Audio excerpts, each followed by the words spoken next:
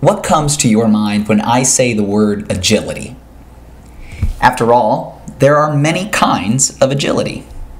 You may have thought about physical agility, which is the ability to change your body's position quickly using a combination of strength and coordination, speed, reflex, endurance, and balance. Or maybe you thought about learning agility, which allows you to adapt to change in new circumstances while developing throughout your life. Then there's analytical agility, innovation agility, communication agility, and the list goes on. There are clearly many types of agility as life brings us unpredictable circumstances that require us to think on our feet and adapt, or otherwise we opt to choose rigidity, which results in poor outcomes. Research shows that there are 10 drivers of high-performing teams, and the ability to work the plan agilely, or with agility, is critical. Inherent in this driver is the fact that high-performing teams have a plan. They know their intended targets, their outcomes, and they have laid out a clear path of how to get there.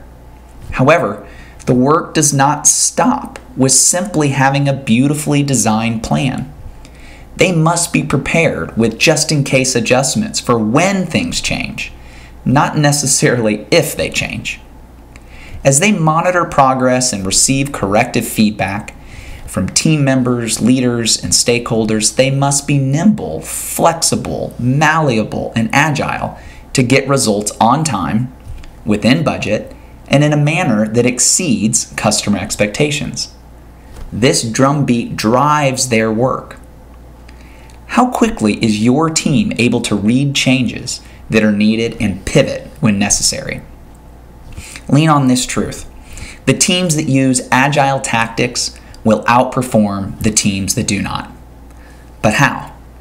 Consider these 5 things that teams do to fulfill this driver of working the plan agilely. First, they manage team operations and processes in a manner that allows multiple scenarios to be considered throughout the project. They consider if-then scenario planning, which allows them to see many elements that might be unforeseen to others. Second, you will not be surprised that they communicate really well. When the plan needs adjusted, they communicate with attention to the internal expectations and needs of a network of stakeholders. Some need to simply be informed of the change. Others need to be consulted prior to the change. And another group will need to understand the change deeply as they make final decisions and assume responsibility for taking action. Third, these teams adjust roles and responsibilities quickly. Who's on first?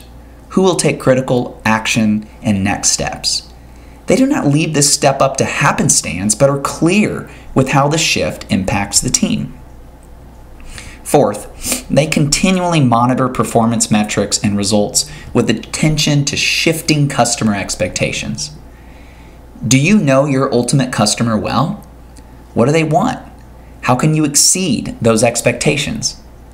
And last, they maintain collaborative relationships with all stakeholders to ensure a thorough understanding of the plan as it adapts and adjusts to shifting targets.